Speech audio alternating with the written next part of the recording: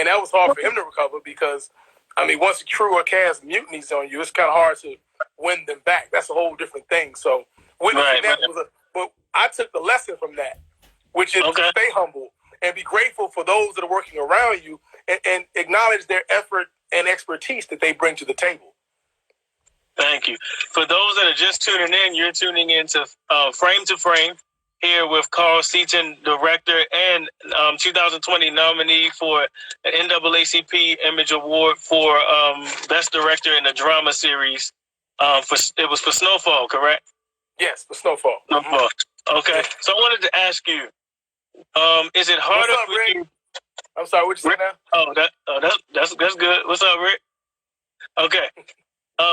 Is it harder for you to direct when you're just brought in for one episode, or do you prefer, and is it easier to do a block of episodes?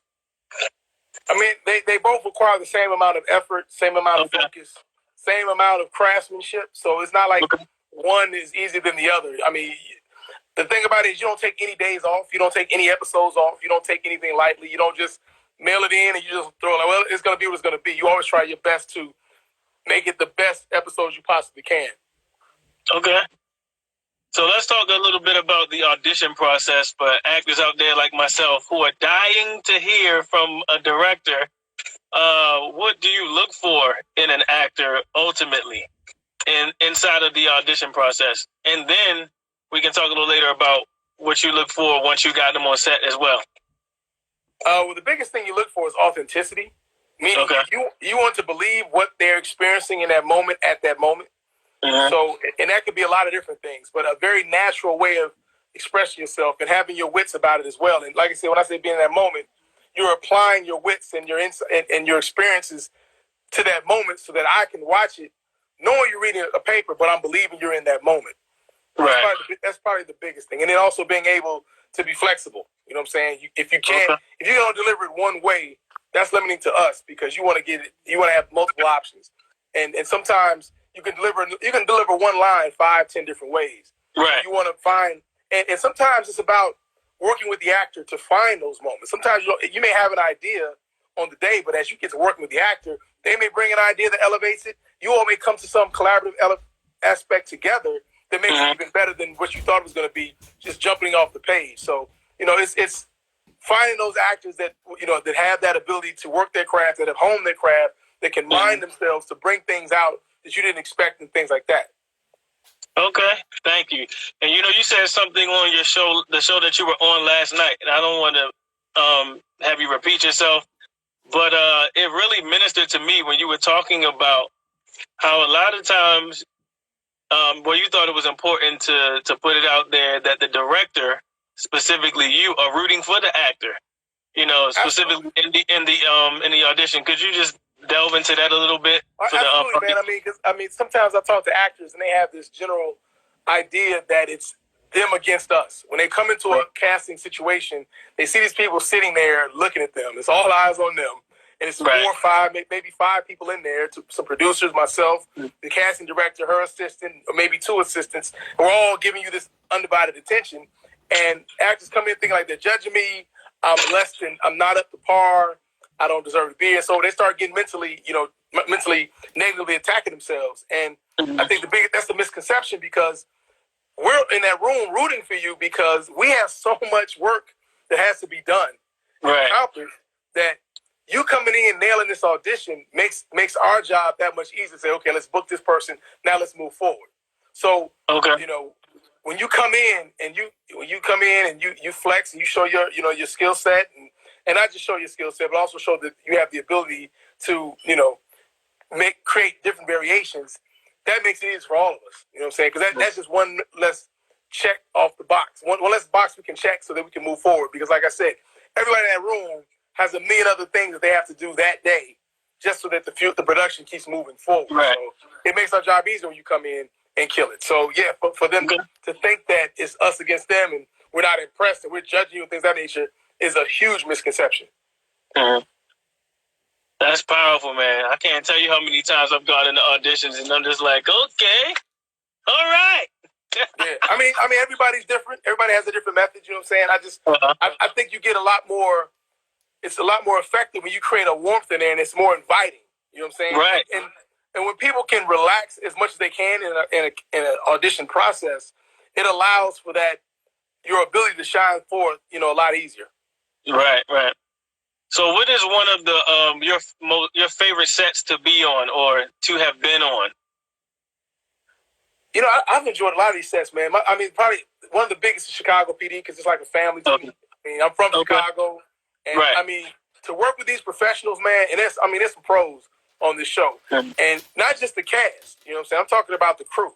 You know what I'm saying? Okay. I'm working with pros, and I learned so much from all of them. Which, like I said, I'm an eternal student, and I'm also a sponge. So I make it a point to make sure I'm learning at least 5 to 10 things after every episode. And then I apply it and review it and be like, okay, here's what I took from this. Here's how I can incorporate this the next time. That's how you become a better filmmaker, a better storyteller. So PD is family. Snowfall, Fat Woman. I've had some great experiences, man. Here's the thing. What I realized, when you bring a specific work ethic to the show, people that also have that work ethic respect that, acknowledge that, and it just elevates the process, man. Like I said, on some of these shows, man, they work on all of these TV shows. They work hard, dude. It's Monday through Friday. They don't take any days off. They go hard, and when you try to match that level of intensity, there's a respect that comes with that. You know what I'm saying? Absolutely. And it's not about even having everything figured out. You don't have all the answers. Like I said, it's still it's still a huge learning curve, but it's your attitude. You come in there with the right attitude, and coupled with your effort, that you want to make the best episodes you possibly can. That has really worked for me, and crews and cast and people of that nature have responded to that. Awesome, thank you. And while we're talking, guys, you can post your questions right there, so we can get into those. Absolutely. So, how are you handling? I know this is a question everybody's probably been asking you. How are you handling the quarantine? Man, I have enjoyed this quarantine immensely, man. Because I'll say this, because when you go from show to show like I have been doing, I've been a journeyman going from show to show to show. Okay. The world had to take a pause, and I took that pause as well. I was actually prepping an episode of Chicago PD when the plug got pulled. So, you get back home, and you get back home, and you have to literally sit still. And I've been maximizing my time, man. I'm not just sitting here, eating junk food and binge watching shows. I have been watching some great shows because I don't really have a time to watch a lot of shows like I used to. I love television, love movies, and I would love to sit around and watch content all day, and I never really had the chance because of the workload.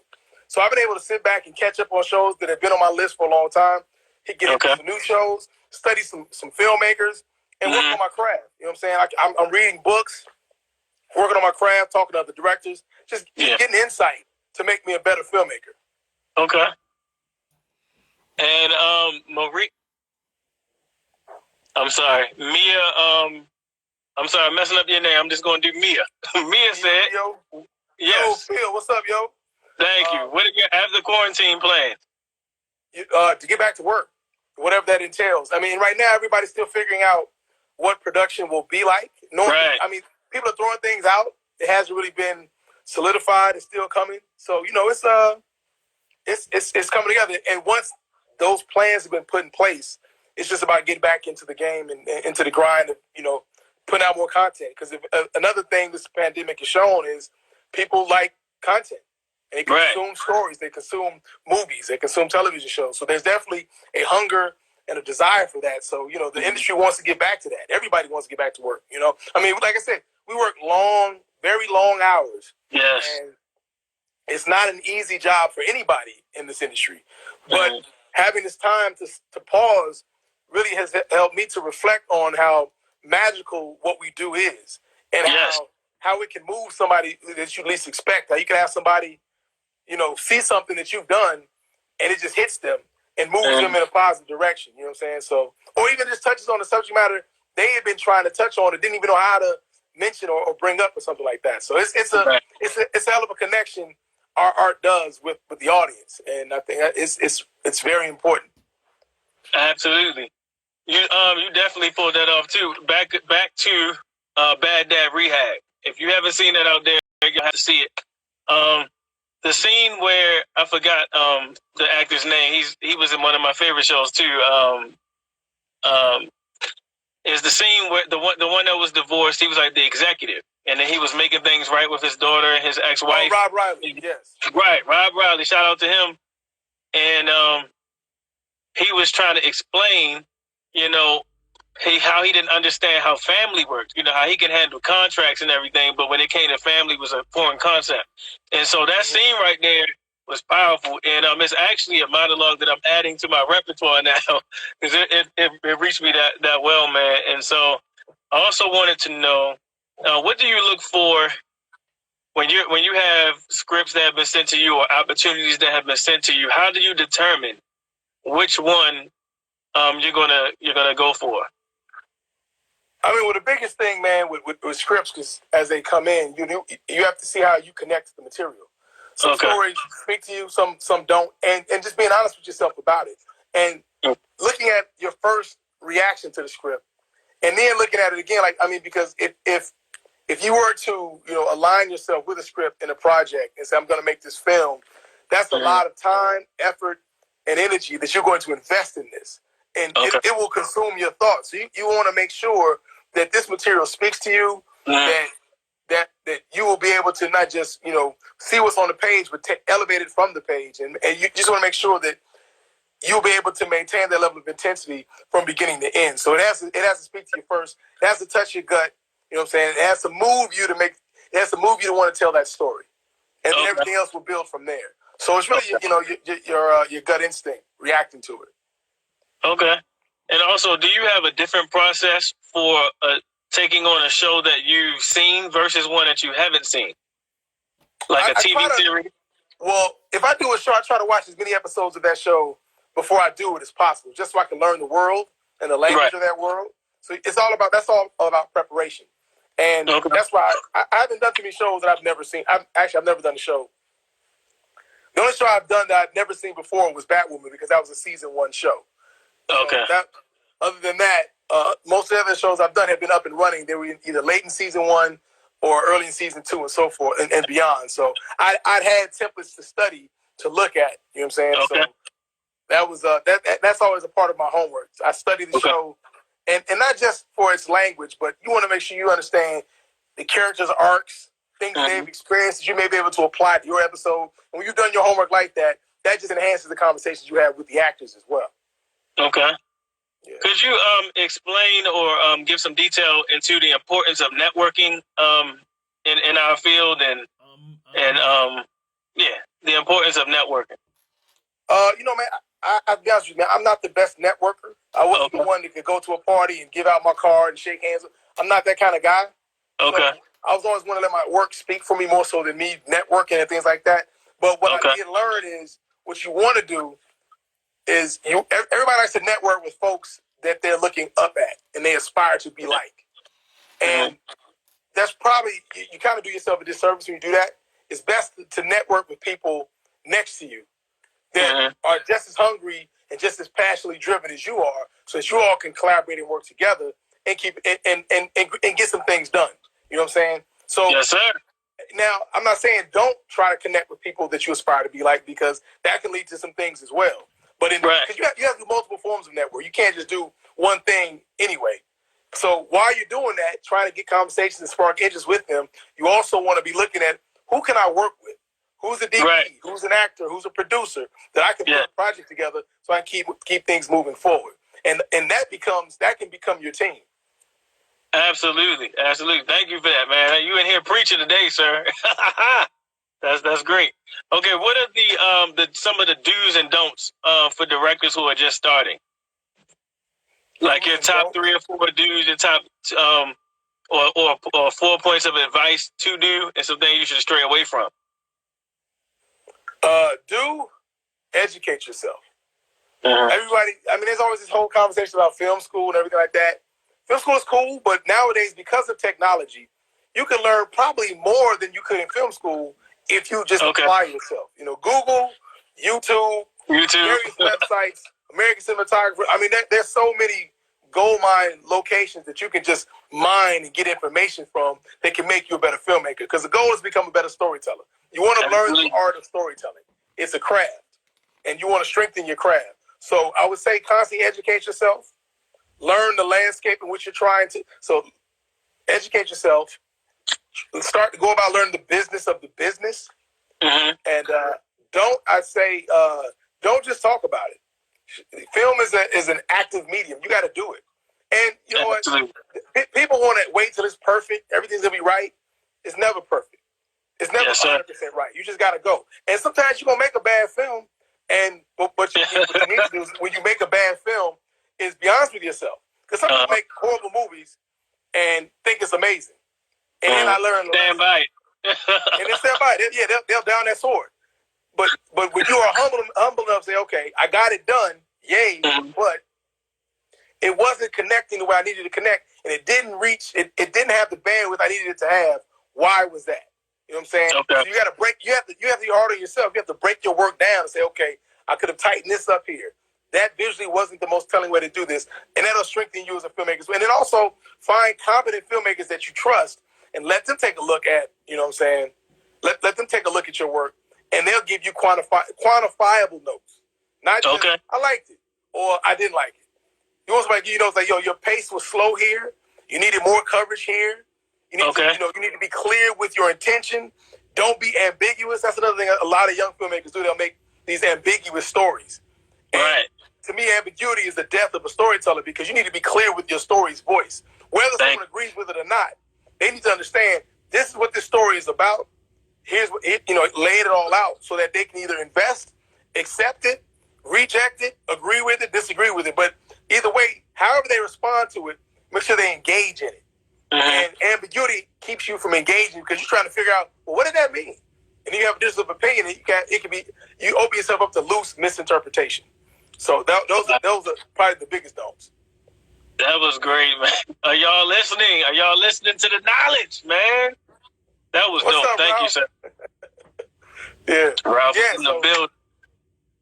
And also, like I said, man, and another thing I say to young filmmakers, man, because once again, you all have technology now. We all have phones. And the best thing about these phones, you can shoot something, you can edit something, and you can get it out to the world all from your phone still. So pro, that's a good thing because you can shoot as many stories as you can. You can practice your art. The con is there are a lot of people shooting things and they're just putting out, horrendous quality work or not looking at it they're not looking at it to get better. They just put it out thinking it's dope. So you have to use it's a tool. This phone is a tool to hone your craft. So, this is a great way to do that. And absolutely. Don't be afraid to make a horrible movie. Okay. But just make sure you know why it's a horrible movie so that you never make that kind of horrible movie again. Awesome. Tina Marie got all the good questions today. She said, what's the greatest piece of advice that you've been given? Greatest advice. Oh, well, kind of what I just said. Don't look at your losses as losses. Look at them as lessons. And because some people can catch a fail and beat themselves up. And what you want, that's a disservice to you. What you want to do is say, okay, what did I learn here? What's the lesson here? Even when you have a great experience, there's a lesson. But there's an even bigger lesson when you have a horrible experience. And that's where you have to ask yourself, okay, what's the lesson here? What is the lesson that I learned in this experience? And by doing that, these fails don't really slow you down. They constantly keep giving you momentum so that you keep moving forward. Because the goal is always keep moving forward. You never want to get stagnant. You will always want to find ways to keep building and keep progressing and elevating. Absolutely. So can you walk us through what was going through your mind when you found out that you were nominated for an NAACP Image Award, and if you went to the ceremony, what was going through your mind at that moment? I mean, I was definitely honored, man, and that nomination was really special because the day before we started shooting my episode of Snowfall, John Singleton had passed. And what gave it that much more weight was John was like a big brother and a mentor to me. But more importantly, he was the first person to ever hire me in episodic television. I did a show with him about 3.5 years ago called Rebel. Okay. And that was my launch into episodic television. And before that, I've been trying to get into TV for 11 years. Just trying different ways, trying to strategize, trying to come up with different ways to make that connection. So to get that opportunity, which led to other opportunities, I'm always grateful for. And I was really excited to get Snowfall because it was a reunion. It was a full circle moment. He's big brother. He's a mentor. So I was looking forward to being with him, hanging out with him again, and things like that. Right. So when he passed, when he had the stroke, he wasn't around, and no one really knew what was going on. They just knew he wasn't really around, but he was going to be coming around. And then when he passed, that was a heavy blow for not just myself, but the cast and the crew as well, because we all had our own personal John origin stories, and we all had John. He played a part in all of our trajectories to our career. You know what I'm saying? So on the set, man, we all let it be known that we're going to lock in. We're going to do this for John. You know what I'm saying? And everybody came with the A game, and it just took the episode to another level. I mean, it was a great time. It was a great script, great cast, great crew. You know what I'm saying? We had an awesome experience. And you always want to strive for greatness and everything like that, and make sure that you're making some good stuff. And it didn't really hit me until when I was sitting with the editor. She said, and because she's really tough, this editor, Louise Inez, she's a hard editor. She pulls no punches. She doesn't blow smoke up your butt. She will keep it real with you. And when she told me you got something really special here, that was like, wow, okay. And I'm watching like, yeah, we put something together here that's really, really strong and impactful. So that was cool. And then to get that nomination was just an acknowledgement to, my growth as a filmmaker and just a testament of reaching back and giving somebody an opportunity. You know what I'm saying? So that was also really cool as well. So, and I didn't care if it would have been great to win, don't get me wrong, but to be nominated with some of these other directors was always cool because I'm like, 3 years ago, I wasn't even doing this. You know what I'm saying? So it's really cool to get that opportunity. And like I said, it was all for John. You know what I'm saying? Like, he is inspired. He would constantly, drop jewels of insight throughout the years, constantly, giving you insight and things of that nature, man. So I was inspired to carry that tradition on.